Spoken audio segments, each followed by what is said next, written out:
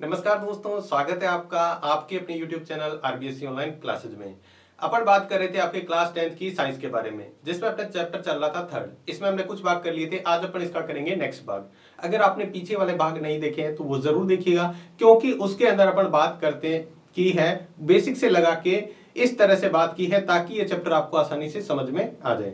आज का जो अपना टॉपिक है वो अपन पढ़ेंगे धातुओं का निष्कर्षण कैसे करते हैं। जो धातुएं अपने प्राप्त तो होती है, जो पृथ्वी से हमें धातुएं खनिज खोद कर निकालते हैं, फिर उसको कैसे साफ किया जाता है, शुद्ध रूप में अपन जो धातुओं को देखते हैं वो कैसे शुद्ध की जाती है, उसके बारे में अपन जानते हैं। तो बहुत महत्वपूर्ण टॉपिक है। इसमें से आपके बहुत सारी अभी जो परिभाषाएं हैं वो बहुत महत्वपूर्ण परिभाषाएं अपन इसके अंदर पढ़ेंगे, जो एग्जाम के अंदर आपकी पूछी जाती है। और साथ में अगर आपने इसके नोट्स देख रहे हैं या आप फ्री में नोट्स इसको रीड करना चाहते हैं, देखना चाहते हैं, तो सारे के सारे ई नोट्स है वो आपको आरबीएससी ऑनलाइन क्लासेस ऐप पर मिल जाएंगे, जो आप प्ले स्टोर से जाकर डाउनलोड कर सकते हैं। हाँ, तो बात करते हैं अपने चैप्टर नंबर थर्ड का जो अगला भाग है उसके बारे में। अपना चैप्टर चल रहा था थर्ड, धातु और अधातु। अगर आपने पीछे वाले भाग नहीं देखे हैं तो वो जरूर देखिएगा।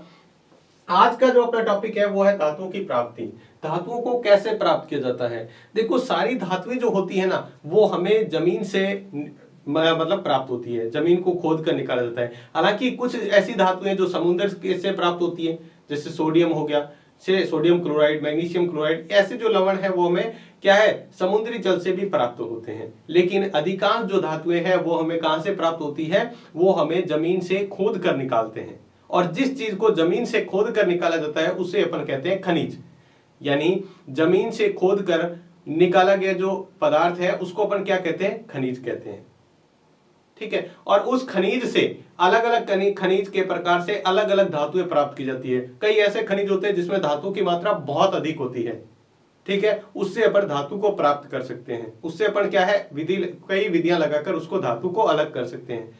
तो ऐसे खनिजों को अपन कहते हैं अयस्क। देखो, दोनों की परिभाषा बहुत महत्वपूर्ण है और किस तरह से इसको अच्छी तरह समझिएगा। खनिज क्या है और अयस्क क्या है, सबसे पहले तो अपने को यह बात क्लियर होनी चाहिए। तो बात करते हैं खनिज की। तो देखो, खनिज क्या होता है। तो देखो, खनिज किसे कहते हैं, पृथ्वी की भूपर्पटी। भूपर्पटी मतलब पृथ्वी की जो सबसे ऊपरी परत है, बाहर से जो मिट्टी वगैरह पर देखते हैं, इसको कहते हैं भूपर्पटी में प्राकृतिक रूप में पाए जाने वाले तत्वों या यौगिकों को क्या कहते हैं, खनिज कहते हैं। यानी अपन सीधी सी आप आम भाषा में ये भी लिख सकते हैं, जिन धातुओं तत्वों को या यौगिकों को जमीन से खोद कर निकाला जाता है, खनन द्वारा निकाला जाता है, इसलिए उन्हें क्या कहते हैं, खनिज कहते हैं। किसके द्वारा, खोद कर या खनन द्वारा निकाला जाता है उसे खनिज कहते हैं। ये भी परिभाषा आप लिख सकते हैं, बिल्कुल सही है। उसके बाद बात करते हैं अयस्क की। ये समझना दोनों जरूरी है। देखो, जो भी चीज हमने जमीन से खोद कर निकाली है वो क्या है, वो खनिज है।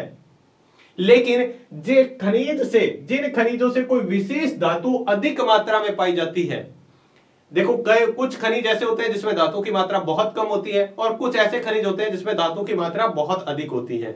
तो वो खनिज जिसमें धातु की मात्रा बहुत अधिक होती है, पाई जाती है और निकालना लाभकारी है, उससे क्या है, धातु को निकालना लाभकारी। कहीं ऐसा नहीं हो कि धातु से तो महंगी उसका वो पड़ जाए, अपने को धातु अलग करना है, शुद्ध करना। खनिज से धातु को शुद्ध करना कहीं ऐसा नहीं है कि बहुत ज्यादा कॉस्ट पड़ जाए जो धातु से भी महंगा हो जाए। तो फिर ऐसी स्थिति में क्या होता है, फिर अपन उसको क्या नहीं कहेंगे, अयस्क नहीं कहेंगे, उससे धातु प्राप्ति ही नहीं करेंगे। ठीक है। तो साथ में लाभकारी भी हो तो इन खनिजों को अपन क्या कहते हैं, अयस्क कहते हैं। उनको क्या कहते हैं, अयस्क कहते हैं। देखो, जितने भी अयस्क है वो सारे खनिज तो है ही है, जितने भी अयस्क है, क्योंकि वो एक प्रकार का खनिज ही है। लेकिन सारे के सारे खनिज जो कहें वो अयस्क नहीं है, क्योंकि कुछ खनिज से धातुओं पर प्राप्त नहीं करते हैं, क्योंकि अपने लिए उसको धातु को अलग करना लाभकारी नहीं है, उसमें अपनी कॉस्ट बहुत ज्यादा पड़ जाती है। ठीक है। तो जिन खनिजों से धातु अधिक मात्रा में प्राप्त होती है और निकालना लाभकारी है, उसको अपन क्या कहते हैं, अयस्क कहते हैं। तो यहां पर आपको ये दोनों बातें क्लियर हुई या नहीं हुई। खनिज जिसको खोद कर खनन द्वारा निकाला जाता है वो खनिज है, और वो ऐसा खनिज जिससे धातु की मात्रा बहुत अधिक प्राप्त होती है, ऐसे खनिज जिनसे धातु की मात्रा बहुत ज्यादा प्राप्त होती है और उसको निकालना भी लाभकारी है। आइए बात करते हैं आगे धातुओं का निष्कर्षण। अब धातु को शुद्ध कैसे करेंगे। धातु को अब खनिज द्वारा निकाला है, अपने जमीन से खोद के निकाला, तो उसमें बहुत सारे तरह की दूसरी अशुद्धियां भी है, उसमें बहुत सारी तरह की दूसरी क्या है, चीजें मिली हुई है, तो वो शुद्ध नहीं है, वो अशुद्ध है। अब उसको शुद्ध कैसे करते हैं? तो उसको शुद्ध करने के लिए अपने को क्या है, धातु को अपने तीन जो अलग अलग वर्गों में बांटा था अपने पिछली जो चैप्टर के अंदर, पीछे अपने ये पढ़ा था सक्रियता श्रेणी। पिछले चैप्टर के अंदर भी पढ़ा था हमने सक्रियता श्रेणी क्या होता है, सक्रियता श्रेणी किसे कहते हैं? जहां अपन धातुओं को इस क्रम में रखते हैं उनकी अभिक्रियाशीलता के घटते क्रम में। जैसे पोटेशियम, सोडियम आपने पढ़ा था, पोसो के मेज या लड़ाहा, कॉपर तो मर्सी, वो वाली ट्रिक आपने याद होगी। तो वो जो क्रम है वो अपन घटता क्रम लिखते हैं। तो सबसे ऊपर आने वाली जो है उनकी अभिक्रियाशीलता बहुत अधिक होती है, बीच में आने वाली उनकी थोड़ी कम होती है और सबसे नीचे आने वाली उनकी अभिक्रियाशीलता बहुत कम होती है। अभिक्रियाशीलता का मतलब है कौन सी कोई धातु दूसरे से अभिक्रिया क्या बहुत जल्दी कर लेती है या धीरे धीरे करती है या नहीं करती है। तो इसके आधार पर उनको बांटा गया है। तो बात करते हैं अभिक्रियाशीलता के आधार पर हम धातु को निम्न 3 वर्गों में विभाजित करते हैं। कितने वर्गों में? 3 वर्गों में। सबसे पहला है निम्न अभिक्रियाशील धातुएं, यानी जिनकी अभिक्रियाशीलता बहुत कम होती है। और सक्रियता श्रेणी की बात करें तो इस तरह से हमने एक सक्रियता श्रेणी बनाई थी जहां पर हमने इस तरह से तीर का निशान नीचे की तरफ लगाया था। तो ये जो नीचे वाली जो धातुएं थी, ठीक है, जहां कॉपर, सोना, चांदी, ये वाली धातुएं होती है, वो क्या होती है? निम्न अभिक्रियाशील होती है। ये निम्न वाली है, सबसे नीचे जो आएगी। उसके बाद में आती है मध्य वाली, यानी मध्यम वाली। यानी दूसरा है मध्यम अभिक्रियाशील धातुएं, यानी जो बीच में आ रही थी अपने जो लोहा वगैरह जो धातुएं थी, जिंक, लोहा है, जिंक है, इसी धातुएं क्या है बीच में लगभग आ रही थी। और उसके बाद में सबसे ऊपर जो है वो क्या है? उच्च अभिक्रियाशील, बहुत अभिक्रियाशील, जैसे सोडियम हो गया, पोटेशियम हो गया, ये क्या होती है? बहुत ज्यादा अभिक्रियाशील होते हैं। ये बहुत अगर खुला रखेंगे तो आग पकड़ लेंगे, तो ये बहुत ज्यादा अभिक्रियाशील होते हैं, जल्दी से ही क्या कर लेते हैं? अभिक्रिया कर लेते हैं, इसलिए इसको क्या कहते हैं? उच्च अभिक्रियाशील धातुएं।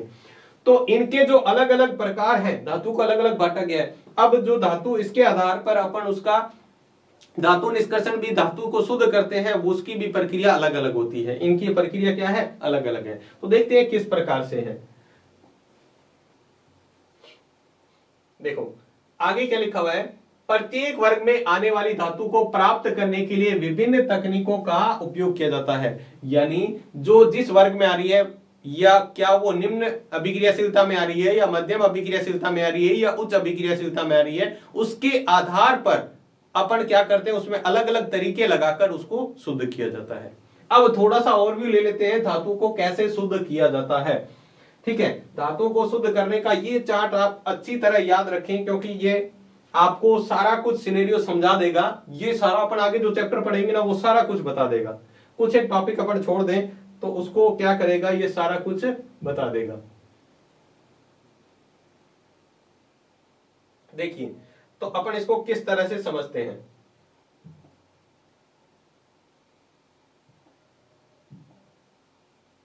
देखो अपन इसको बात करते हैं। तो देखो सबसे पहले अपन क्या प्राप्त करते हैं? अयस्क प्राप्त करते हैं, धातु का अयस्क। यानी अपने को अयस्क ही से ही क्या करते हैं? धातु प्राप्त करते हैं। पहले हमने खनिज निकाला, जिस खनिज में अपन देखा धातु की मात्रा अधिक है, वो उस खनिज का क्या हो गया? अयस्क हो गया। जैसे लोहे का अयस्क मतलब उसके अंदर से लोहा बहुत अधिक है, चांदी का अयस्क मतलब उसके अंदर चांदी बहुत है, एल्यूमिनियम का अयस्क उसके अंदर एल्यूमिनियम बहुत है। ठीक है, मरकरी का अयस्क यानी पारे का अयस्क, इसका मतलब उसमें पारे की मात्रा बहुत अधिक है। तो जो अयस्क है उसको शुद्ध करना है, अयस्क लेंगे। अयस्क का सांद्रण, अयस्क का सांद्रण का मतलब होता है सबसे पहले उसके अंदर धूल मिट्टी बड़ी बड़ी चीजें जो है अलग करना। सांद्रण का मतलब होता है अयस्क का सांद्रण किया जाता है, उसके अंदर क्या होता है? धूल मिट्टी कंकड़ वगैरह भी मिले होते हैं। ठीक है, जिसको अपन आगे पढ़ेंगे गैंग कहते हैं। ठीक है, उसको अब अपने को क्या है? उनको अलग करने के बाद में इसकी तीनों अलग अलग श्रेणियां हमने ले ली। सबसे पहले उच्च अभिक्रियाशील धातुएं, जो जिनकी अभिक्रियाशीलता क्या होती है? बहुत अधिक होती है। दूसरा जो आ गया मध्यम अभिक्रियाशील, यानी जो क्या होती है? कम अभिक्रियाशील होती है थोड़ी। और फिर सबसे निम्न अभिक्रियाशील, सबसे कम अभिक्रियाशील होती है ऐसी धातुएं। हाँ, सबसे पहले अपन देखते हैं उच्च अभिक्रियाशील। अब उच्च अभिक्रियाशील का कोई भी तरीका नहीं है अपने पास, एक ही तरीका है। उसका गलित अवस्था में क्या कर दें? विद्युत अपघटन कर दें। उसको पिघलाकर उसका क्या कर दें? विद्युत अपघटन करवा दें, तो हम उसको शुद्ध धातु प्राप्त कर सकते हैं। ज्यादा कोई बड़ा तरीका नहीं है, सिर्फ उसका अपन क्या करेंगे? विद्युत अपघटन करवा देंगे और अपने को धातु प्राप्त हो जाएगी। दूसरा देखिए मध्यम अभिक्रियाशील धातु है। मध्यम मतलब जो बीच में आने वाली है। बीच में आने वाली धातु क्या है? दो प्रकार के अयस्क पाए जाते हैं। दो अयस्क का मतलब देखो जैसे बात करें, एक तो हो गया जिंक है ये हमारे पास, ठीक है, और ये भी जिंक है। अब मैं बताता हूं दो तरह का। एक तो हो जिसके साथ क्या हो, कार्बोनेट है इसको, कार्बोनेट का मतलब ये तो शुद्ध रूप है, लेकिन इसके साथ क्या है, कार्बोनेट मिला हुआ है। जिंक किसके रूप में है, कार्बोनेट के रूप में। और एक जिंक है सल्फाइड के रूप में, ठीक है। अब ये क्या है जो हमने ये काम में लिया है, ये इसके साथ क्या मिला हुआ है, अशुद्धि मिली हुई है, इसको अपने को अलग करना है। अब धातु जो अपने जमीन से खोद कर निकाला ना, धूल मिट्टी कंकड़ तो अलग कर लिया, उसके बाद में उसके अंदर कार्बोनेट और सल्फर दो तरह की अशुद्धियां मिली हुई हो सकती है, ठीक है। इसको अशुद्धियां दोनों अलग अलग प्रकार की है, तो इनको शुद्ध करने का तरीका भी अलग अलग लगाएंगे। तो पहला जो तरीका है वो है निस्तापन। निस्तापन में कौन सी अशुद्धि को अलग किया जाता है, कार्बोनेट अयस्क को, जो कार्बोनेट की अशुद्धि है उसको अलग किया जाता है, उस विधि का नाम है निस्तापन। कौन सा, निस्तापन विधि से कार्बोनेट को अलग किया जाता है धातु से। और सल्फाइड को जो अलग किया जाता है वो है भर्जन विधि। कौन सी, भर्जन। देखो निस्तापन से कार्बोनेट, अब पूरा डिटेल में पढ़ेंगे निस्तापन विधि क्या है, वो आगे अपन पढ़ने वाले हैं, जस्ट इसके बाद वही पढ़ेंगे। और सल्फाइड से क्या है, उसको भर्जन विधि द्वारा अलग किया जाता है। अब इसको करने के बाद में अपने को शुद्ध धातु प्राप्त नहीं होती है, धातु का ऑक्साइड, यानी इन दोनों से अपने को प्राप्त हो जाएगा जिंक ऑक्साइड। क्या प्राप्त हो जाएगा, जिंक ऑक्साइड, यानी उसका ऑक्साइड प्राप्त हो जाएगा। और पहले चैप्टर के अंदर अपने पढ़ा था ऑक्सीकरण और अपचयन। अपचयन का मतलब क्या होता है, यहां अगर इसका अपचयन करवा देंगे तो अपचयन का मतलब होता है ऑक्सीजन का निकलना, और ऑक्सीजन को यहां क्या कर देंगे, इससे निकाल देंगे। तो हमें क्या हो जाएगा, धातु का ऑक्साइड हुआ, उसके बाद धातु का अपचयन कर देंगे, और अपचयन करने के बाद धातु का शोधन यानी धातु प्राप्त हो जाएगी अपने, ठीक है। इसके बाद में तीसरी जो है हमारी श्रेणी वो है निम्न अभिक्रियाशील। जैसे सोना चांदी, ये जो कॉपर है, ये क्या होते हैं, निम्न अभिक्रियाशील, जल्दी से अभिक्रिया नहीं करते हैं, ठीक है। तो ये क्या होते हैं, ये या तो सल्फाइड में पाए जाते हैं, या तो शुद्ध रूप में लगभग थोड़ी बहुत कोई अशुद्धि होती है, या फिर सल्फाइड अयस्क। और अपने पढ़ा है जब भी सल्फाइड अयस्क हो तो सल्फाइड अयस्क में हमारे को भर्जन विधि द्वारा उसको शुद्ध किया जाता है, फिर उसका ऑक्साइड प्राप्त होगा, फिर उसका अपचयन करवा देंगे। तो यहां भी देखो भर्जन द्वारा उसका क्या किया है, सल्फाइड अयस्क था इसलिए भर्जन विधि लगाई और उससे धातु प्राप्त हो गई, और फिर परिष्करण। परिष्करण क्या है उसको अपन डिटेल में आगे पढ़ेंगे, यानी उसको बिल्कुल शुद्ध करना धातु को, ठीक है। तो ये चीजें आपको समझ में आई नहीं आई। देखो सबसे पहले उच्च अभिक्रियाशील। उच्च अभिक्रियाशील क्या होती है, कोई भी अपन नॉर्मल विधि नहीं लगाते, उसमें विद्युत अपघटन नहीं कराना पड़ता है, सबसे परफेक्ट विधि है विद्युत अपघटन। दूसरा है मध्यम अभिक्रियाशील। मध्यम अभिक्रियाशील में क्या होते हैं, दो तरह के अयस्क पाए जाते हैं, या तो उसके साथ सल्फाइड मिला होगा या कार्बोनेट, या तो सल्फाइड होगा या कार्बोनेट। अगर कार्बोनेट है तो निस्तापन विधि लगाएंगे, और सल्फाइड अयस्क है उसके साथ, मतलब सल्फाइड का अयस्क है, कोई भी धातु है उसके साथ, जैसे हमने बात की जिंक के साथ सल्फाइड है, तो अपने को जिंक को शुद्ध करना है, जिंक अलग करना है, तो अपन क्या लगाएंगे, भर्जन विधि लगाएंगे। और निस्तापन हो चाहे भर्जन हो, उससे उस धातु का ऑक्साइड प्राप्त होगा। ऑक्साइड मतलब उसके साथ ऑक्सीजन जुड़ी होगी, और ऑक्सीजन को अलग करना आसान है। हमने क्या पढ़ा था, हमने पढ़ रखा है पहले चैप्टर के अंदर अपचयन। तो अपचयन का मतलब क्या होता है, ऑक्सीजन का निकलना, तो अपचयन करवाकर ऑक्सीजन निकाल देंगे। और तीसरी श्रेणी है निम्न अभिक्रियाशील धातुएं, जिसमें अपने सल्फाइड अयस्क है, अगर सल्फाइड की अशुद्धि है उसके अंदर, तो अपन क्या करेंगे, भर्जन का विधि का प्रयोग करके उसको धातु को शुद्ध कर लेंगे। तो ये बहुत महत्वपूर्ण सिनेरियो है, ये बहुत इंपॉर्टेंट चार्ट है। अगर आप इसको अच्छी तरह कर लेते हैं तो काफी कुछ आपको आगे की चीजें क्लियर हो जाएगी। चले आगे बात करते हैं। अब एक एक चीज की, एक एक श्रेणी की अब बात करेंगे। पहले अपन एक एक श्रेणी को लेंगे, ये जो श्रेणी है ना, इसको एक एक श्रेणी को लेंगे, उच्च अभिक्रियाशील, मध्यम अभिक्रियाशील और निम्न अभिक्रियाशील। हाँ, तो सबसे पहले हमारा टॉपिक क्या था, सांद्रण अयस्क का सांद्रण। तो समर्दीकरण वो पढ़ते हैं सबसे पहले अपन। देखो क्या होता है, बात करते हैं। देखो अयस्कों का समर्दीकरण। समर्दीकरण का मतलब क्या होता है, हमारे पास जो भी खनिज अयस्क है उसमें आपने देखा होगा मिट्टी, रेत आदि जैसी अशुद्धियां होती है।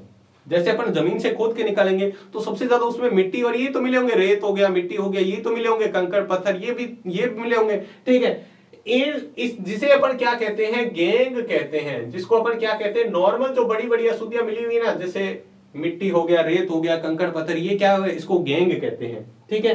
अयस्कों से सर्वप्रथम गेंग को हटाया जाता है। सबसे पहले गेंग को ही हटाएंगे, सबसे पहले इस रेत मिट्टी जो कंकड़ पत्थर है इसको हटाएंगे, ठीक है। अयस्क एवं गेंग के भौतिक व रासायनिक गुणधर्मों के आधार पर विभिन्न तरीकों या विभिन्न तकनीकों का प्रयोग करके गेंग को विभिन्न प्रयोग तकनीक क्या किया जाता है, इन गैंग को हटाने में काम में ली जाती है। अब देखो, या गैंग किस प्रकार की, अयस्क किस प्रकार का है या फिर गैंग किस प्रकार की है, इसके गुणों पर निर्भर करता है कि उसके अंदर कौन सा तरीका लगाकर अपन क्या करेंगे, उसको शुद्ध करेंगे, कौन सा तरीका लगाकर उसको साफ करेंगे, शुद्ध धातु प्राप्त करेंगे। तो देखते हैं अब अपन एक एक श्रेणी को पढ़ेंगे। अब क्या है, एक एक श्रेणी को। तो सबसे पहली श्रेणी हमारी कौन सी है, सक्रियता श्रेणी में सबसे नीचे आने वाली धातुएं। कौन सी है भाई, सक्रियता श्रेणी में। सक्रियता श्रेणी में सबसे नीचे कौन सी धातु होती है, जो सबसे कम अभिक्रियाशील होती है, जो क्या होती है, बहुत कम अभिक्रियाशील। मैंने आपको बताया था सक्रियता श्रेणी में अपन इस तरह बनाते हैं ना, तो सबसे पहले ये देखो 3 भागों में बांटा होता है इसको। सबसे पहले आती है उच्च अभिक्रियाशील, उसके बाद आती है मध्यम अभिक्रियाशील और उसके बाद आती है निम्न अभिक्रियाशील। तो हम क्या कर रहे हैं, सबसे पहले नीचे आने वाली, सक्रियता श्रेणी में सबसे नीचे आने वाली धातु है, तो नीचे आने वाली कौन सी होगी, नीचे मतलब निम्न अभिक्रियाशील होगी। तो बात करें सक्रियता श्रेणी में नीचे आने वाली धातुएं कम अभिक्रियाशील होती है, बहुत कम अभिक्रियाशील होती है। इस धातुओं का ऑक्साइड को केवल गर्म करके ही धातु प्राप्त किया जाता है। ये ज्यादा से ज्यादा किसके रूप में होती है, ऑक्साइड इसके साथ में अशुद्धि होती है। ऑक्साइड का मतलब इनके साथ ऑक्सीजन जुड़ी होती है। और ऑक्सीजन हटाने का क्या तरीका बताया था मैंने आपको कहा था, पहले चैप्टर में भी अपन पढ़ चुके हैं, ऑक्सीकरण, अगर ऑक्साइड जुड़ी हुई है तो उसका क्या करा दो, अपचयन करवा दो। अपचयन का मतलब क्या होता है, ऑक्सीजन का निकलना। ठीक है, हाँ। तो बात करें, उदाहरण लेते हैं, एक सीना बार एक है अयस्क, किसका, सीना बार सूत्र होता है HgS, यानी मरकरी का ऑक्साइड, जिसको क्या बोलते हैं, सीना बार। ठीक है, यहां क्या है Hg मतलब पारा भी बोलते हैं, या मरकरी बोल दो, या पारद या पारा बोल दो, अपन आम भाषा में बोलते हैं ना, वो है। इसके साथ सल्फाइड की अशुद्धि जुड़ी हुई है। अब इसको करने के लिए क्या करेंगे हम, देखो यहां पर हमने क्या किया, इसको क्या किया, तापन मतलब क्या होता है, गर्म किया। इसको क्या किया हमने, गर्म किया। तो गर्म करते ही हमें क्या हुआ, हमें मरकरी ऑक्साइड प्राप्त हो गया। उसका क्या प्राप्त हो गया, ऑक्साइड। और ये साथ में सल्फर डाइऑक्साइड गैस बनी है, गैस तो अपने आप निकल जाएगी। अब ये जो मरकरी ऑक्साइड बना है, इसको अपन क्या करेंगे, इसको हम करेंगे और गर्म करेंगे, यानी यहां पर फिर तापन लिखेंगे। तापन का मतलब अभी आपको मैंने बताया था, क्या करेंगे, अभी और गर्म करेंगे। जैसे इसको गर्म करेंगे तो मरकरी अलग हो जाएगी और ऑक्सीजन गैस वहां से निकल जाएगी। अब यहां हमने क्या किया है, इसका गर्म करने से क्या हो गया, इसका अपचयन हो गया, यानी ऑक्सीजन क्या हो गया, वहां से निकल गया। ठीक है, इसी तरह दूसरा लेते हैं हम, एक और उदाहरण लेते हैं यहां पर तांबे का। तो ये है कॉपर सल्फाइड, तांबे का अयस्क है ये, इससे अपन शुद्ध करके तांबा प्राप्त करेंगे। तो यहां पर आपको जैसे कि दिख रहा है, ये आप इसका स्क्रीनशॉट ले लेंगे, थोड़े से यहां पर लिखा हुआ है कौन कैसे कैसे किया है। हाँ, तो आगे बात करें तो यहां पर हम देखेंगे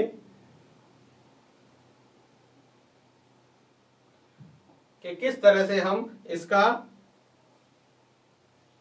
दूसरा जो सवाल है तांबे का, तो सबसे पहले हमने क्या किया, इसको गर्म किया वायु के ऊपर। देखो गर्म करेंगे कभी भी तो ऑक्सीजन वहां पर रहेगी, तो वो ऑक्सीजन से अभिक्रिया कर लेगा, और ऑक्सीजन से अभिक्रिया करते ही उसने क्या बना दिया, कॉपर ऑक्साइड। क्या बना दिया, ये क्या है, कॉपर ऑक्साइड।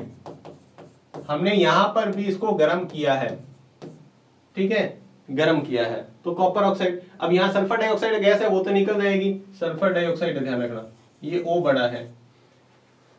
तो यहां पर कॉपर ऑक्साइड को कॉपर सल्फेट के साथ अभिक्रिया करें, तो इसने क्या किया, यहां से कॉपर अलग हो गया और यहां से क्या हुआ, सल्फर डाइऑक्साइड गैस फिर से निकल गई। तो ये हमें क्या हो गया, कॉपर प्राप्त हो गया। शुद्ध कॉपर चाहिए था, देखो बिल्कुल अलग कॉपर के साथ कोई भी किसी भी तरह की अशुद्धि नहीं है। तो ये मात्र हमें गर्म करने से ही क्या हो जाता है, जो सक्रियता श्रेणी में सबसे नीचे जो धातुएं आती हैं, जो सबसे कम अभिक्रियाशील होती है, उनको अपन नॉर्मली गर्म करके भी उसको शुद्ध धातु के रूप में परिवर्तित कर सकते हैं। आइए बात करते हैं दूसरी जो श्रेणी है, वो है सक्रियता श्रेणी में मध्य में स्थित धातुओं का निष्कर्षण। देखो सबसे इसमें इंपॉर्टेंट यही है, सबसे इंपॉर्टेंट क्या है, यही है। किस तरह से, देखो सक्रियता श्रेणी में आपको बताया था बीच में कौन सी आती है, जिनकी अभिक्रियाशीलता भी क्या होती है, मध्यम होती है, और आती भी कहां है, मध्य में। तो देखो इसके मध्य में स्थित धातुएं जैसे आयरन यानी लोहा, लेड यानी सीसा, कॉपर आदि, इनकी अभिक्रियाशीलता का मध्यम में होती हैं। अब देखो कॉपर जो है निम्न अभिक्रियाशील में भी आता है, कई बार ये शुद्ध रूप में लगभग प्राप्त हो जाता है, कई बार इसमें क्या है कई तरह की अशुद्धियां भी होती है, तो दोनों में इसको यूज करते हैं। अगर दूसरी अशुद्धि है इसके अंदर तो फिर अपन इसको मध्यम में रख लेते हैं। हाँ, बात करें प्रकृति में यह प्राय सल्फाइड या कार्बोनेट के रूप में पाई जाती है, या तो इसके साथ सल्फाइड अयस्क होगा, मतलब सल्फाइड की अशुद्धि होगी, या फिर कार्बोनेट की अशुद्धि इसके साथ जुड़ी होगी। ठीक है, यानी उसके यौगिक के रूप में रहता है। सल्फाइड या कार्बोनेट को धातु ऑक्साइड में परिवर्तित करना जरूरी है। अब देखो अपन क्या करेंगे, जो उसका अयस्क है चाहे वो कौन सा है,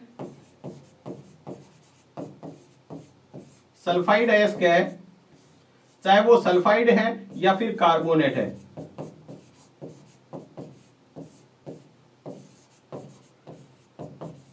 अपन क्या करेंगे उससे धातु का ऑक्साइड प्राप्त कर लेंगे। धातु का क्या प्राप्त कर लेंगे, ऑक्साइड, यानी धातु के साथ ऑक्सीजन, जो अपन अभी उदाहरण से समझेंगे तो आपको आसानी से समझ में आ जाएगा। यानी इसमें क्या होता है, मध्यम जो अभिक्रियाशीलता इनकी क्या होती है, बीच में सक्रियता श्रेणी में मध्यम में आने वाले धातुओं की क्या होती है, अभिक्रियाशीलता भी मध्यम होती है। इसमें क्या है, यह सल्फाइड या कार्बोनेट के रूप में पाए जाते हैं। ये अयस्क जो प्रकृति में है सल्फाइड या कार्बोनेट के रूप में पाए जाते हैं। सल्फाइड या कार्बोनेट को धातु ऑक्साइड में परिवर्तित करना आवश्यक है। सबसे पहले अपन क्या करेंगे, इसको ऑक्साइड में बदल देंगे। देखो किस तरह से। अब यहां पर ये दोनों हमारी भाषाएं बहुत ज्यादा महत्वपूर्ण है, बहुत ज्यादा महत्वपूर्ण है। आपका एनसीईआरटी हुआ, पीछे का पेपर उठा के देखेंगे जब एनसीईआरटी लगा हुआ था, बहुत बार परिभाषाएं पूछी गई है, भर्जन किसे कहते हैं या फिर निस्तापन किसे कहते हैं, या भर्जन और निस्तापन में अंतर क्या है। ठीक है, तो देखो भर्जन। अब देखो अगर सल्फाइड अयस्क है तब अपने क्या कहा था, सल्फाइड में अपन भर्जन विधि लगाते हैं। सल्फाइड अयस्क को वायु की उपस्थिति में अधिक ताप पर गर्म करने पर, किसको, सल्फाइड अयस्क को वायु की उपस्थिति में, यानी वायु को बहुत खूब वायु है वहां पर, वायु के खुले में, यानी क्या करना है, बहुत अधिक ताप पर उसको गर्म करना है, तो यह ऑक्साइड में परिवर्तित हो जाता है। तो ऑक्साइड में परिवर्तित हो जाता है। इस प्रक्रिया को भर्जन कहते हैं। इस प्रक्रिया को क्या कहते हैं, भर्जन। तो क्या परिभाषा हुई भर्जन की, ध्यान से बिल्कुल आराम से सुनना। सल्फाइड अयस्क को वायु की उपस्थिति में अधिक ताप पर, किसको, सल्फाइड अयस्क को, किसको, सल्फाइड अयस्क को, किसकी उपस्थिति में, वायु की उपस्थिति में, और वायु में क्या होती है, ऑक्सीजन होती है। वायु की उपस्थिति में अधिक ताप पर, यानी बहुत अधिक ताप पर गर्म करने पर वो क्या हो जाता है, ऑक्साइड में परिवर्तित हो जाता है। इस प्रक्रिया को भर्जन कहते हैं। इस प्रक्रिया को क्या कहते हैं, भर्जन कहते हैं। आइए निस्तापन। अब तो सेम है क्या, कार्बोनेट अयस्क को सीमित वायु की उपस्थिति में, अब बहुत ज्यादा खुले में नहीं करना है, जहां बहुत कम वायु हो, न के बराबर बहुत कम वायु की उपस्थिति में क्या करते हैं, उसको भी अधिक ताप पर गर्म करते हैं। ठीक है, जिससे वो क्या है, किसमें बदल जाता है, वो भी ऑक्साइड में परिवर्तित हो जाता है। तो यह ऑक्साइड में परिवर्तित हो जाता है। इस प्रक्रिया को निस्तापन कहते हैं। इस प्रक्रिया को क्या कहते हैं, निस्तापन। यानी कार्बोनेट अयस्क को, किसको, कार्बोनेट अयस्क को सीमित वायु की उपस्थिति में, किसकी उपस्थिति में, सीमित वायु की उपस्थिति में क्या है, अधिक ताप पर गर्म करने पर यह ऑक्साइड में परिवर्तित हो जाता है। इस प्रक्रिया को निस्तापन कहते हैं। तो देखो अगर यहां पर पूछें दोनों में अंतर क्या है, तो भर्जन के अंदर क्या होती है, वायु की उपस्थिति में, ठीक है, और यहां पर इसकी बात करें तो सीमित वायु की उपस्थिति में गर्म किया जाता है। इसमें जो अशुद्धि जो हटाई जाती है वो सल्फाइड अयस्क काम में ली जाते हैं। सल्फाइड अयस्क के लिए भर्जन विधि काम में ली जाती है और कार्बोनेट अयस्क के लिए निस्तापन विधि काम में ली जाती है। ठीक है, अब देखते हैं इसका एक उदाहरण लेते हैं, जिंक ऑक्साइड। ठीक है, और इससे समझते हैं अपन जिंक ऑक्साइड से किस तरह से इसको किया जाता है। दोनों ही विधियां देखो, जिंक ऑक्साइड के लिए अगर मान लो आपके साथ कोई जिंक ऑक्साइड आपने प्राप्त किया है, जिसके अंदर से मान लो एक ऐसा प्राप्त हुआ है जिसके अंदर सल्फाइड की अशुद्धि है और दूसरा ऐसा है जिसके अंदर कार्बोनेट की अशुद्धि है। पहले सल्फाइड की अशुद्धि, अब सल्फाइड की अशुद्धि को क्या करने के लिए, हटाने के लिए कौन सी विधि काम में ली जाती है, भर्जन। तो हम पहले लगा रहे हैं भर्जन विधि। कौन सी, भर्जन विधि। तो भर्जन विधि में क्या किया जाता है, वायु की उपस्थिति में उसको गर्म किया जाता है। वायु की उपस्थिति में अधिक ताप पर क्या किया जाता है, तापन मतलब उसको अधिक ताप पर गर्म कर रहे हैं। ठीक है, अब जब गर्म करेंगे तो ऑक्सीजन होगी वहां पे, है ना, वायु है तो वायु के अंदर ऑक्सीजन है, तो वो ऑक्सीजन से अभिक्रिया करके किस में बदल गया, ये बदल गया जिंक ऑक्साइड में। इसका नाम क्या हो गया, यहां नाम लिखना चाहें तो आप लिख सकते हैं जिंक ऑक्साइड। और साथ में सल्फर डाइऑक्साइड गैस बनेगी। अब ये जिंक ऑक्साइड है, इसको फिर से गर्म करेंगे तो हमें क्या हो जाएगा, सॉरी, जिंक ऑक्साइड को आगे अपन विधि द्वारा क्या किया जाता है, उसको आगे ऑक्साइड को हटा दिया जाता है, ऑक्सीजन को, वो अपन आगे देखेंगे। लेकिन यहां पर दूसरा देखते हैं निस्तापन। अब निस्तापन में क्या है, कार्बोनेट की अशुद्धि है, यहां पर किसकी अशुद्धि है, कार्बोनेट की। तो कार्बोनेट की अशुद्धि को क्या किया, फिर से यहां पर उस ताप पर गर्म करेंगे, ठीक है, क्योंकि यहां पर सीमित वायु है तो ऑक्सीजन तो है नहीं इसके साथ। तो क्या किया, कार्बोनेट को गर्म किया, तो यहां पर भी ये क्या प्राप्त हो गया, ये क्या सूत्र हो गया, जिंक ऑक्साइड का, और साथ में कार्बन डाइऑक्साइड गैस प्रोड्यूस हो रही है, वहां पर कार्बन डाइऑक्साइड गैस निकल रही है। समझ में आया नहीं है? देखो, हम जब सल्फाइड की अशुद्धि होती है, ये सल्फाइड है, इसकी अशुद्धि होती है, और जब कार्बोनेट की अशुद्धि होती है तब निस्तापन सल्फाइड की अशुद्धि होती है, तब भर्जन विधि काम में लेते हैं। भर्जन विधि ऑक्सीजन की उपस्थिति में की जाती है, ये सीमित वायु की उपस्थिति में की जाती है, मतलब बहुत कम वायु की उपस्थिति में। तो ये दोनों ही क्या करते हैं, जिंक ऑक्साइड बना देते हैं।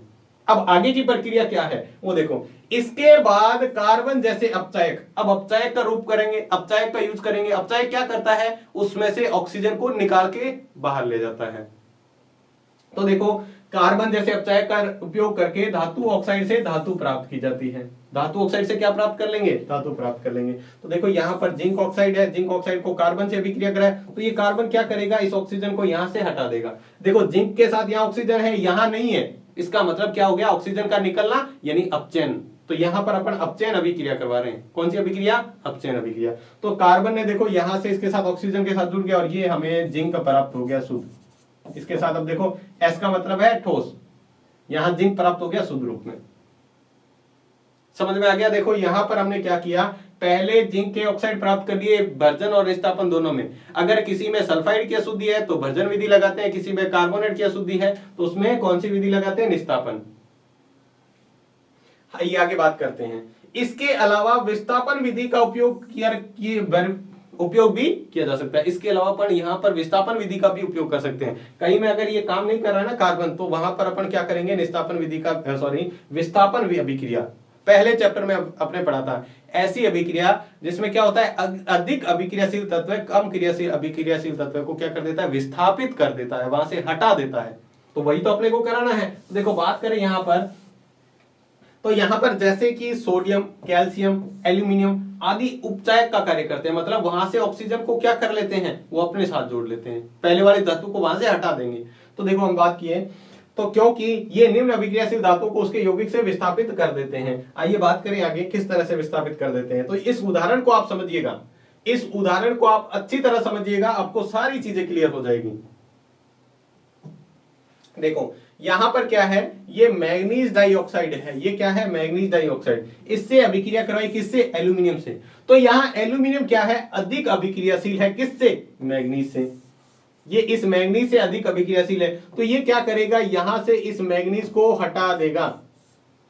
मैग्नीज को क्या कर देगा, ये हटा देगा। तो यहां देखो, मैग्नीज से ऑक्सीजन ने इसको क्या कर दिया, हटा दिया। ये क्या करते हैं, मैग्नीज एक ऐसी धातु है जहां पर अपन कार्बन के साथ इसका अपचयन करवाने की कोशिश करेंगे तो कार्बन से ये क्या है, खुद ही ज्यादा अभिक्रियाशील है, तो वहां से हटेगा नहीं, कार्बन से ही, कार्बन से ऑक्सीजन नहीं हटेगा।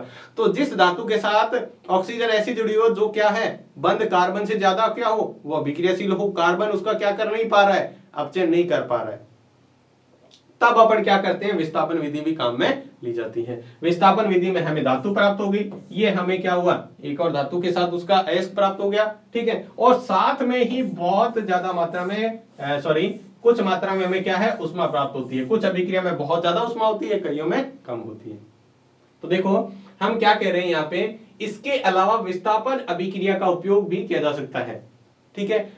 विस्थापन, जब कार्बन की क्रिया, जो अपने कार्बन से ऑक्सीजन हटाने का प्रोसेस देखा था, अगर वहां पे कार्बन ना नहीं काम कर रहा, तब अपने विस्थापन अभिक्रिया भी काम में लेते हैं। आगे की जो परिभाषा है वो भी बहुत महत्वपूर्ण है। थर्मिट अभिक्रिया क्या होती है, थर्मिट अभिक्रिया बहुत बार जैसे भर्जन निस्तापन पूछा गया है, वैसे ही थर्मिट अभिक्रिया पूछा गया है एग्जाम के अंदर। देखो, थर्मिट अभिक्रिया, अभी हमने क्या देखा था, विस्थापन अभिक्रिया देखी थी ना, जिससे हटा रहे। तो कुछ विस्थापन अभिक्रिया अत्यधिक उष्माक्षेपी होती है। अब उस उष्माक्षेपी क्या होती है, जिसके अंदर उष्मा का उत्सर्जन होता है, कुछ अभिक्रिया ऐसी होती है जिसमें अपने आप क्या होती है, ऊष्मा का उत्सर्जन होता है, उसके अंदर से ऊष्मा, जैसे अपन चूने में क्या करते हैं, पानी मिलाते हैं। जब चूने में पानी मिलाते हैं तो थोड़ी देर में, कुछ ही मिनटों में वो बहुत ज्यादा गर्म हो जाता है। घरों में अपन जो चूना काम में लेते हैं वो अपन जो कली जिसको कहते हैं उसके अंदर पानी मिलाते हैं तो वो कुछ देर के लिए बहुत ज्यादा गर्म हो जाता है, मतलब वो ऊष्मा छिपी है। तो इसी तरह से कुछ विस्थापन अभिक्रियाएं बहुत अधिक ऊष्मा निकलती है जिसके अंदर से, इसमें ऊष्मा का उत्सर्जन इतनी अधिक मात्रा में होता है, इतनी अधिक मात्रा में ऊष्मा निकलती है उसके अंदर से कि वो धातु को ही पिघला देती है। वो जो धातु अपने प्राप्त कर रहे हैं ना, वो गलित अवस्था में प्राप्त होती है, ठोस में प्राप्त नहीं होती, वो पिघली हुई अवस्था में। अब देखो धातु को पिघला रहा है, इसका मतलब बहुत अधिक मात्रा में ऊष्मा है। इस अभिक्रिया को अपन कहते हैं थर्मिट अभिक्रिया। क्या कहते हैं, थर्मिट अभिक्रिया। यानी कुछ विस्थापन अभिक्रियाएं अत्यधिक ऊष्मा छेपी होती है, या कुछ विस्थापन अभिक्रियाओं में अत्यधिक मात्रा में ऊष्मा का उत्सर्जन होता है, और ये ऊष्मा इतनी अत्यधिक मात्रा में उत्पन्न होती है या उत्सर्जित होती है कि धातु हमें गलित अवस्था में प्राप्त होती है। कौन सी अवस्था में, पिघली हुई अवस्था में या गलित अवस्था में प्राप्त होती है। इस अभिक्रिया को कहते हैं थर्मिट अभिक्रिया। क्या कहते हैं, थर्मिट अभिक्रिया। अब देखो आगे, जैसे बात करें iron oxide, iron third oxide यानी Fe2O3, ये क्या है, आयरन थर्ड ऑक्साइड का सूत्र है, ठीक है। के साथ एल्यूमिनियम की अभिक्रिया का उपयोग रेल की पटरियों, अगर देखो यहां पर बात करें, ये जो आयरन ऑक्साइड है, आयरन ऑक्साइड की एल्यूमिनियम के साथ अभिक्रिया करवाए ना, तो ये इसको हटा तो देगा। देखो आयरन क्या होता है, Fe2O3 प्लस एल्यूमिनियम, तो ये क्या करेगा, ये इसको हटा तो देगा यहां से, तो Fe प्राप्त होगा, प्लस क्या होगा, Al2O3 ये प्राप्त होगा। तो ये क्या है, इतनी पिघली हुई अवस्था में प्राप्त होता है, इसके अंदर से बहुत अधिक मात्रा में साथ में क्या निकलती है, ऊष्मा भी निकलती है। तो ये ऊष्मा इतनी अधिक मात्रा में होती है कि वो जो धातु हमें प्राप्त हो रही है वो पिघली अवस्था में, इस पिघली हुई अवस्था का उपयोग अपन करते हैं रेल की जो पटरी है उसमें, और मशीनी जो पुर्जों की दरारें आ जाती हैं रेल की पटरी में, अगर मान लो कहीं दरार आ गई है, अब रेल की पटरी आपको कितनी मजबूत चाहिए, तो उतनी मजबूती का काम ये कर देता है। या फिर कोई मशीन है उसके अंदर दरारें आ गई है, तो उसको जोड़ने के लिए इसका काम किया जाता है। ये जो पदार्थ प्राप्त हुआ है ना हमें, इसमें जोड़ने के लिए काम में लिया जाता है ऐसी चीजों को, मतलब आपस में वो क्या कर देती है, चिपका देती है, और उसके अंदर वो धातु वहां पर क्या हो जाती है, उस दरारों के अंदर चली जाती है। तो ये थी हमारी दूसरी श्रेणी, जिसके अंदर मध्यम, जो सक्रियता श्रेणी के बीच में मध्य में आने वाली धातुओं को अपने पढ़ा। अब अपन बात करते हैं अंत में आने वाली, यानी सबसे लास्ट में आने वाली, उसके बारे में बात करते हैं। ये तो बहुत ही आसान है, और सबसे लास्ट में आती है, आपको पता ही है, ये बहुत कम अभिक्रियाशील होती है, ठीक है। तो सॉरी, सबसे ऊपर आने वाली, सबसे पहले अपने कम आने वाली, नीचे आने वाली पढ़ी, जो सबसे कम अभिक्रियाशील होती है, फिर उससे अधिक, और अब पढ़ रहे हैं सक्रियता श्रेणी में सबसे ऊपर स्थित धातुओं का निष्कर्षण। सबसे ऊपर आती है वो क्या होती है, उच्च अभिक्रियाशील होती है, उच्च अभिक्रियाशील। अब इसको कैसे करेंगे, तो देखो यहां पर बात करें, सक्रियता श्रेणी में सबसे ऊपर स्थित धातुएं अत्यधिक उष्मा क्या होती है, अत्यधिक अभिक्रियाशील होती है। इन्हें कार्बन के साथ गर्म करके इसके यौगिकों से धातु को अलग नहीं किया जा सकता। जैसे अपन पिछले अभिक्रिया में किया था ना, उसके अंदर भर्जन या निस्तापन विधि लगाई, फिर कार्बन का उपयोग करके उसको शुद्ध कर लिया, तो वो काम नहीं करता है, क्योंकि ये कार्बन से पहले खुद ही क्या है, बहुत ज्यादा अभिक्रियाशील है, तो कार्बन तो वहां पर काम ही नहीं करेगा। तो इसमें क्या किया जाता है, इसके लिए फिर क्या किया जाता है, जैसे धातु है सोडियम, मैग्नीशियम, कैल्शियम, एल्यूमिनियम, ये क्या होती है, बहुत ज्यादा अभिक्रियाशील होती है, जो सक्रियता श्रेणी में सबसे ऊपर आती है, ये बहुत अभिक्रियाशील होती है। तो इस धातुओं का विद्युत अपघटनीय अपचयन द्वारा प्राप्त किया जाता है। इन धातुओं को क्या किया जाता है, विद्युत अपघटनीय विधि लगाई जाती है। विद्युत अपघटनीय विधि क्या होती है, जिसके अंदर से अपन एक पात्र लेते हैं, जिसके अंदर अपन धातु का सॉल्यूशन यानी लिक्विड अवस्था में, द्रवित अवस्था में उसमें डाल देते हैं, और उसके अंदर 2 इलेक्ट्रोड लगा देते हैं, ठीक है। ये 2 हमने इलेक्ट्रोड लगा दिए, फिर इसको जोड़ देते हैं लाइट से, ये हमने एक बैटरी जोड़ दी, ठीक है। यहाँ पर हमने एक स्विच लगा दिया और इसको जोड़ दिया। ये प्लस की साइड होती है, प्लस, ये प्लस है, ये माइनस है। प्लस वाले को बोलते हैं एनोड और माइनस वाले को बोलते हैं कैथोड, ठीक है। इसमें हमने क्या किया, उस धातु को पिघली हुई अवस्था में, कौन सी अवस्था में है, द्रव अवस्था में, पिघली हुई अवस्था में हमने डाल रखा है, ठीक है। ये होती है विद्युत अपघटनीय विधि। कैसे काम करती है, देखो जैसे ही अपन इसको चालू करेंगे, स्विच को चालू करेंगे, ये स्विच है हमारा, जैसे ही ऑन किया तो स्विच ऑन करते ही क्या होगा, इसके अंदर से मान लो अपने जो डाल रखा है वो सोडियम क्लोराइड है और अपने को इससे सोडियम अलग करना है। आपको पता है ना सोडियम भी बहुत अभिक्रियाशील होता है। तो सोडियम क्लोराइड आपको पता है अणु कैसे काम करते हैं, Na+ होता है और Cl- होता है। ठीक है, तो ये क्या होगा, ये जो Na है, ठीक है, वो इलेक्ट्रॉन ग्रहण करेगा क्योंकि यहां पर जो प्रक्रिया होगी वहां पर क्या होता है, बंध टूटते हैं। ठीक है, तो ये जो Na+ है, ये Na+ किसकी तरफ जाएगा, आपको पता है कि जब अपन ऐसी अभिक्रिया कराते हैं तो इसके अंदर देखो Na+ भी है, यहां पर आपको बताने के लिए ये देखो Na+ भी है और Cl- भी है। तो देखो माइनस वाला है वो प्लस के ऊपर जाएगा और प्लस वाला है वो माइनस के ऊपर जाकर इकट्ठा हो जाएगा। तो यहां पर जो सोडियम है वह कैथोड पर जाकर इकट्ठा हो जाएगा। किस पर, कैथोड जो इलेक्ट्रोड है, इसको इलेक्ट्रोड बोलते हैं, दो रोड है ना, ये इलेक्ट्रोड बोलते हैं। तो यहां पर ये क्या होगा, इस वाली पर सोडियम इकट्ठा होता रहेगा। ठीक है, शुद्ध धातु इस पर प्राप्त होगी और फिर अपन इसको अलग करके इससे धातु को अलग कर लिया जाता है। ये होती है विद्युत अपघटनीय विधि, विद्युत अपघटनीय विधि। और दूसरी एनोड पर क्या होगा, ये क्लोरीन जो है क्योंकि ऋण आवेश है, ये यहां इसके ऊपर आकर इकट्ठा हो जाएगा। ठीक है, तो ये थी हमारी तीनों सक्रियता श्रेणी में जो अलग अलग धातु को रखा गया है उसको कैसे शुद्ध करते हैं वो तरीका। तो उम्मीद है आपको अच्छे से समझ में आ गया होगा यहां पर किस तरह से शुद्ध करते हैं। देखो जल्दी से रिवाइज कर लेते हैं अपन जो आज पढ़ा है अपने। सबसे पहले पढ़ा खनिज किसे कहते हैं, तो पृथ्वी में जो प्राकृतिक रूप में या जिसको खोद कर निकाला जाता है वो खनिज है, और जिस खनिज से कोई विशेष धातु प्राप्त होती है उसको अयस्क कहते हैं। ठीक है, धातुओं का निष्कर्षण तीन विधियों के आधार पर, तीन अलग अलग जो श्रेणियां बनाई गई उसके आधार पर अलग अलग विधि लगाकर उसका धातु का शोधन किया जाता है, उसको निष्कर्षण किया जाता है।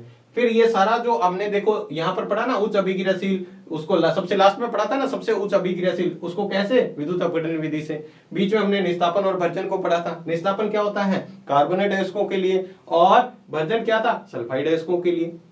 ठीक है, इसको सीमित वायु की उपस्थिति में, इसको वायु की उपस्थिति में गर्म करते हैं तो इसके ऑक्साइड प्राप्त होते हैं। फिर उसके बाद में हमने पढ़ा समृद्धि का मतलब क्या होता है, उसमें रेत, मिट्टी, कंकड़ आदि होते हैं जिसको अपन गैंग कहते हैं, और उस गैंग के और जो इसका अयस्क है उसके गुणों के आधार पर उसमें कौन सी विधि लगानी है वो अपन बात करते हैं। फिर हमने कहा सक्रियता श्रेणी में सबसे नीचे आने वाली धातुएं जो सबसे कम अभिक्रियाशील होती हैं, इनको गर्म करने मात्र से ही क्या हो जाती है, शुद्ध धातु प्राप्त हो जाती है। ये ध्यान रखें, ये उदाहरण आप जरूर याद रखें।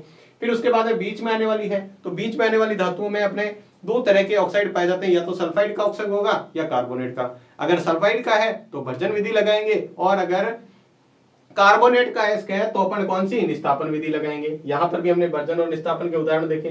फिर उसके ऑक्साइड प्राप्त हो जाएगा, और ऑक्साइड से अपन क्या है, कोई अपचायक का यूज करके जैसे कार्बन का यूज करके, या फिर विस्थापन विधि से शुद्ध धातु प्राप्त कर ली जाती है। और सबसे लास्ट में हमने एक इंपॉर्टेंट अभिक्रिया पढ़ी थी, थर्मिट अभिक्रिया, जिसमें कुछ विस्थापन अभिक्रियाएं बहुत अधिक क्या होती है, ऊष्माक्षेपी होती है, जिसमें ऊष्मा की मात्रा बहुत अधिक उत्पन्न होती है, जिससे धातु गलित अवस्था में प्राप्त होती है। इसके बाद में हमने सबसे ऊपर आने वाली धातुएं जो सबसे ज्यादा अभिक्रियाशील होती है वो क्या है, उसके लिए हमें विद्युत अपघटनीय विधि काम में लेनी पड़ती है। और विद्युत अपघटनीय विधि से अपन क्या करते हैं, उच्च अभिक्रियाशील धातुओं को भी क्या किया जा सकता है, शुद्ध किया जा सकता है। ठीक है, अब इसमें कुछ बचा है, थोड़ा सा और चैप्टर बचा है जिसमें संक्षारण और जो धातु का परिष्करण है वो पढ़ेंगे नेक्स्ट वीडियो में। तो आज के वीडियो में बस इतना ही। वीडियो आपको कैसा लगा हमें कमेंट बॉक्स में लिखकर जरूर बताएं। और नेक्स्ट वीडियो आपके लिए बहुत महत्वपूर्ण है, छोटा सा चैप्टर पार्ट रहा है लेकिन बहुत ज्यादा इंपॉर्टेंट भी है वो। तो आज के वीडियो में बस इतना ही। वीडियो अगर आपको अच्छा लगा है तो एक लाइक जरूर करें। तो आज के वीडियो में बस इतना ही, धन्यवाद।